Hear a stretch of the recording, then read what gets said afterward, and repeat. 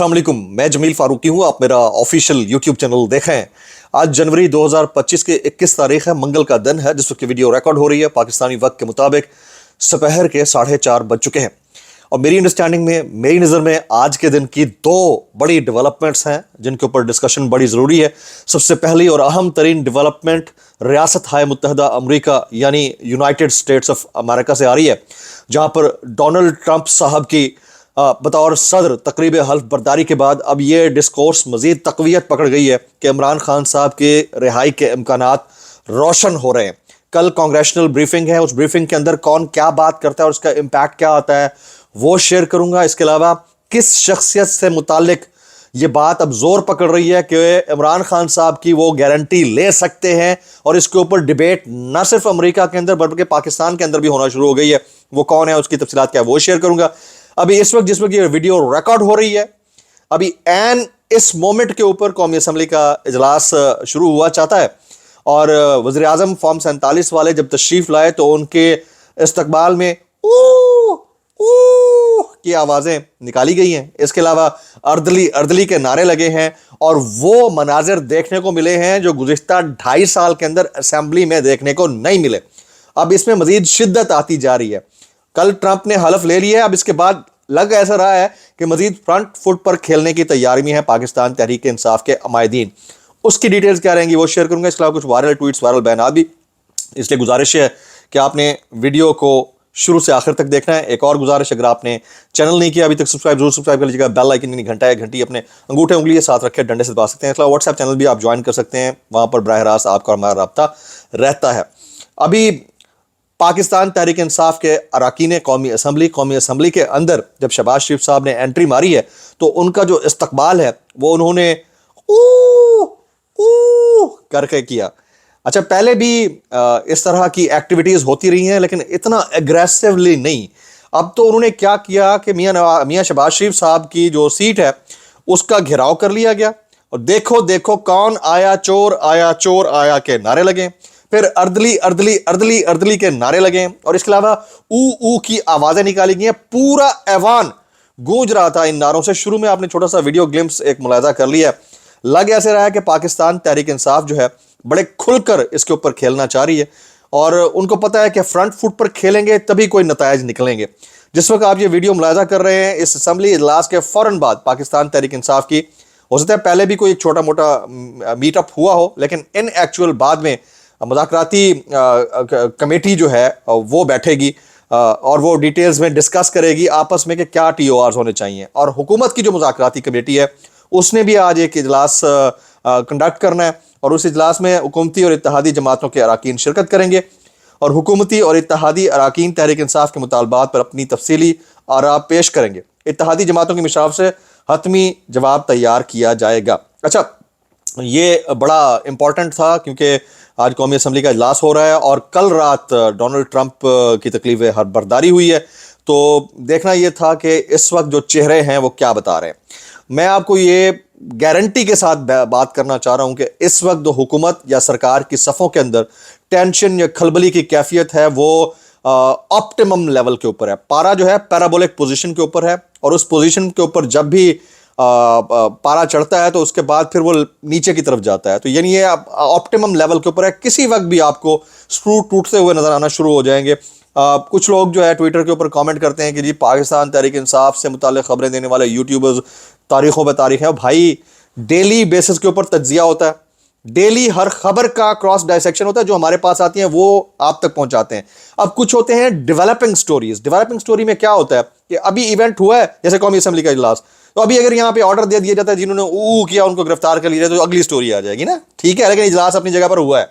तो ये किसी को समझ नहीं आता और वो फिर कहना शुरू कर देते हैं कि जी 2 साल से। तो भाई, जो बंदा खुद 2 साल से जेल में बैठा है और कह रहा है कि आपने घबराना नहीं है, आप उसकी कोई लाज रख लो यार, ठीक है। यूट्यूबर्स ने आपको क्या किसी को रिलीज करवा के दे देना है। हम वो खबर देंगे जो हमें लगता है कि रियलिटी है और वाकईतन वो खबर है और खबर होती है, वो आप तक पहुंचती रहती है। अच्छा, आज एक और शाहकार आया। इससे पहले कि मैं ट्रंप के हवाले से जो इंपॉर्टेंट मेरे पास इंफॉर्मेशन आ रही है, बड़ी इंपॉर्टेंट डेवलपमेंट है, वो शेयर करूं। एक और खबर आ रही है, वो ये है कि आमिर फारूक साहब ने और नए तैनात होने वाले एडिशनल जज जस्टिस राजा इनाम अमीन मिन्हास ने पहला धमाका कर डाला है।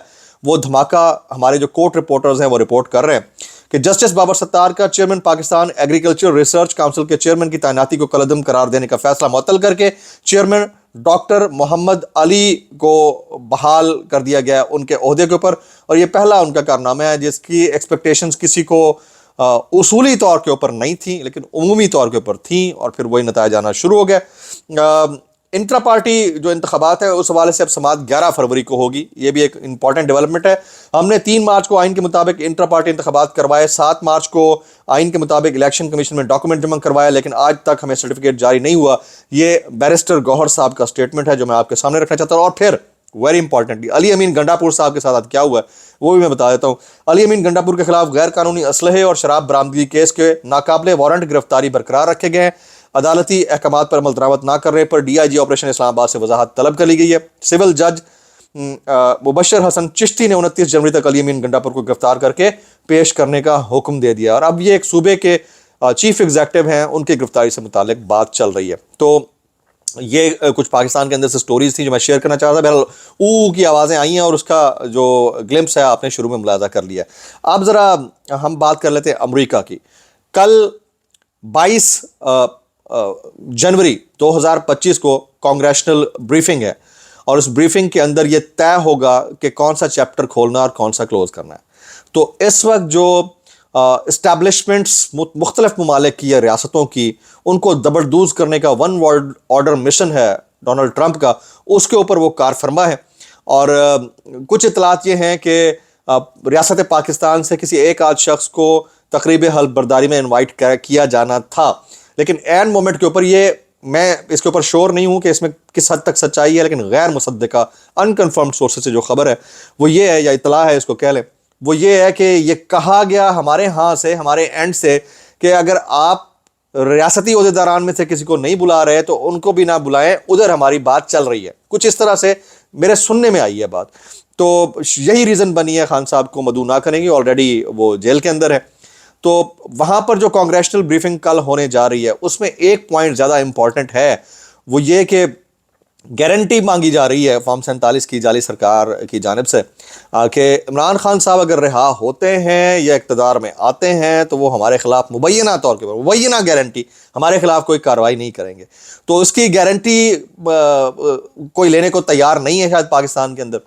تو اب اطلاعات یہ ہیں کہ اس کے لیے باقاعدہ طور کے اوپر لابینگ امریکہ کے اندر ہو رہی ہے. یہ میری انفارمیشن ہے, اور اس میں زلفی بخاری صاحب کا بڑا کردار ہے, اس میں سجاد برقی صاحب کا کردار ہے, عاطف خان کا کردار ہے, اور باقی لوگ جو ہیں ان کا کردار ہے. تو کون گارنٹیئر ہو سکتا ہے؟ چہمگائیاں ہونا شروع ہو گئی ہیں. جو میرے پاس انفارمیشن ہے اس کے مطابق تو ممکنہ طور کے اوپر, ممکنہ کا لفظ استعمال کر رہا ہوں, پھر آپ کہتے ہیں کہ جی کیونکہ ڈیولپنگ سٹوری ہوتی ہے اس میں چینج بھی ہو سکتا ہے, تو ممکنہ طور کے اوپر جو ہے وہ Richard Grenell, Donald Trump himself, Bukhari صاحب, یہ لوگ ہو سکتے ہیں جو کہ اس کے اوپر بات کریں بیک ڈور جو ڈیولپمنٹس ہوں گی اس کے حساب سے. تو یہ ڈیولپمنٹ امریکہ کے اندر ہو رہی ہے, ڈسکشن پاکستان کے اندر ہو رہی ہے. آج جاوید لطیف صاحب نے, میاں جاوید لطیف صاحب نے کیا کہا ہے, انہوں نے کہا کہ مذاکرات والا جو معاملہ تھا اس کا ہمیں پہلے دن سے پتا تھا, یہ کوئی حکومتی اور اپوزیشن مذاکراتی کمیٹی کی ڈسکورس نہیں ہو رہی. اصل میں یہ جو مذاکرات ہو رہے ہیں یہ انٹرنیشنل پریشر کے نتیجے میں ہو رہے ہیں. کس نے کہا ہے؟ میاں جاوید لطیف صاحب نے. اب میں آپ کو سناتا ہوں, یہ کامنٹ ہے ڈاکٹر مشاہد حسین سید صاحب کا. مشاہد حسین سید صاحب نون لیگ کے سینیٹر ہیں, نون لیگ کے سینیٹر ہیں, اور کیا کہہ رہے ہیں ذرا سنیے گا. وہ کہتے ہیں ہو سکتا ہے ڈونلڈ ٹرمپ عمران خان کا گارنٹیئر بن جائے. یعنی انہوں نے اس امکان کو رد نہیں کیا بلکہ امکان بتا رہے ہیں. نون لیگ کے آدمی ہیں, کس کو بتا رہے ہیں؟ سرکار کو اور پبلک کو. کیا بتا رہے ہیں؟ کہ ڈونلڈ ٹرمپ عمران خان کا گارنٹیئر بن سکتا ہے. کس بات کے اوپر؟ جو باتیں میں نے آپ کو پہلے بتائی ہیں اس بات کے اوپر, اور یہ باتیں چل رہی ہیں وہاں پہ. تو وہ عمران خان کی رہائی کی بات کرے گا. عمران خان کی لابی پاکستانی سرکاری سسٹم سے زیادہ مضبوط ہے. میری بات کو انڈورس کر دیا, بات ختم ہو گئی. یہ بات میں نے آپ کو تقریباً 1 مہینہ 1.5 مہینہ پہلے بتائی تھی کہ یہ لابینگ چل رہی ہے. آگے چلتے ہیں جی. پھر احمد جواد صاحب ایک وقت میں عمران خان صاحب کے بڑے قریبی حبیب رہے, رفیق رہے.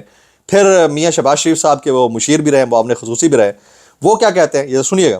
احمد جواد صاحب وہ کہتے ہیں ٹرمپ نے انٹیلیجنس ایجنسیز کے 51 اہلکاروں کی سیکیورٹی کلیئرنس منسوخ کر دی ہے, بیوروکریسی اسٹیبلشمنٹ کے خلاف جنگ کا اعلان کر دیا ہے, اکھاڑ پچھاڑ شروع کر دی ہے, امریکہ کا پاکستانی چیپٹر جلد آ رہا ہے، اسٹے ٹیونڈ، پاکستانی چیپٹر جلد آ رہا ہے، تو کل سے یہ والا سٹارٹ ہو جائے گا کام.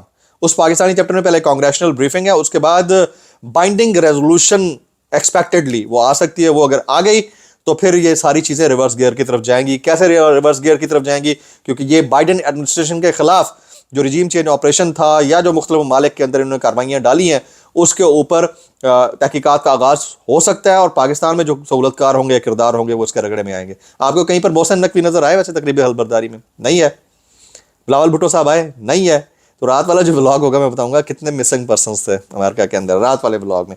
بہرحال یہ والی چیزیں میرے سامنے آ رہی تھی، ایک تصویر دکھا کے اور کچھ بلکہ ایک دو خبریں اور.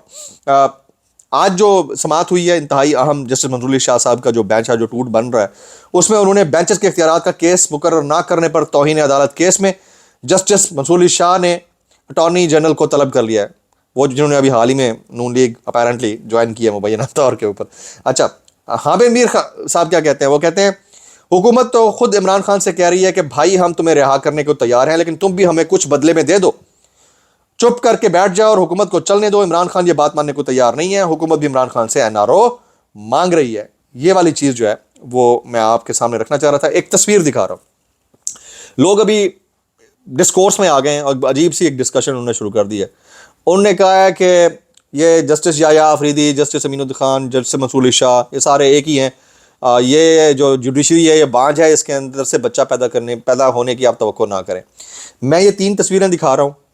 کیا آپ منصور علی شاہ صاحب کو باقی دو سے مختلف سمجھتے ہیں؟ میری اوپینین کیا ہے؟ میری اوپینین یہ ہے کہ منصور علی شاہ صاحب جو ہے اس وقت سسٹم کے ہاتھوں رگڑے میں آئے ہوئے ہیں. اگر ان کو موقع مل جاتا تو شاید اس وقت نظام انصاف سے کچھ توقع کی امید لگائی جا سکتی تھی. آپ کیا کامنٹ کرتے ہیں؟